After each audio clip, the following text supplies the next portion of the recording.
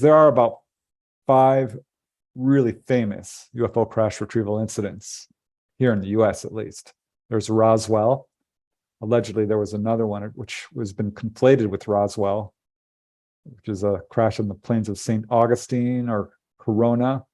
And these 2 or 3 UFO crashes were so close together over the week in July 1947, first week in July of 1947. It was 1, 2, or 3 crashes. Researchers to this day are not sure, but it looks like there was more than just Roswell on that week.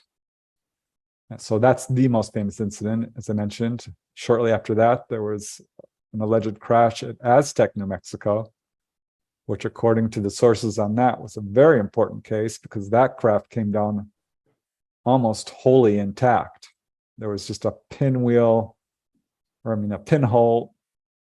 break in one of the windows, which brought this craft down through decompression, allegedly. And it was recovered with some 20 bodies inside, 12 or 20. And this is where we got a lot of the technology and started reverse engineering it. So the Aztec crash, which was really did an excellent investigation by Scott and Suzanne Ramsey, who wrote the go-to book on this, the Aztec Recovery, I think it's called. And that's another, probably the second most famous incident. The third, which is very well verified, is the one I mentioned, first mentioned by Frank Scully in Paradise Valley, Arizona. I think it was 1954. And this was a craft which came down in the desert and landed quite hard. And the first real break in the case, other than Frank Scully, came from highly respected researcher Raymond Fowler, who is very well known for his research into the Betty Andreasson contactee case. But really, it's a Massachusetts-based researcher who is very highly regarded and interviewed a gentleman who refused to be publicly identified and was given the pseudonym Fritz Werner. We now know his name is Arthur Stansel, and signed an affidavit saying that he was pulled out to investigate this crash outside of Paradise Valley in Arizona. And it was his job to measure the lines in the soil, or how hard this craft came down and at what speed and the impact of it all.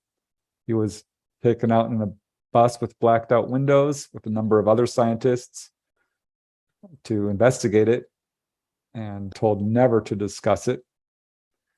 And so he gave quite a bit of detail about this craft, which was elliptical shaped, metallic, had portholes. There were 4 ETs who were badly burned, I believe, according to some sources. I'm not sure if he said it or not. One of them was alive, at least prior or following the crash. So he was the first real leak, but researcher Richard Hall, another very well-known and highly respected researcher, talked to a colonel who provided information on it. And as time went on, more and more sources came forward. So a lot of these cases following this relied on just maybe 1 or 2 witnesses.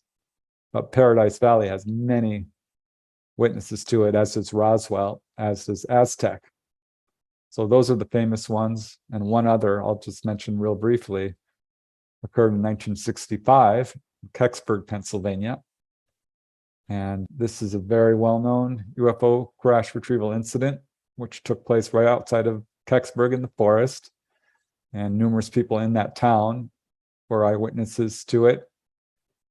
And it's a very controversial case because apparently there was a Russian satellite which had fallen around that time. But people who were eyewitnesses there said, no, this wasn't Russian. They saw ET bodies. But that's another very, very famous case involving a UFO crash retrieval. So those are the handful of cases that are well known. If you enjoyed this video, please hit the like, subscribe, and notification buttons. Additionally, if you have any feedback, please put something in the comments below. And lastly, if you want to watch the full episode of this clip, you can find it above. Thanks again for watching.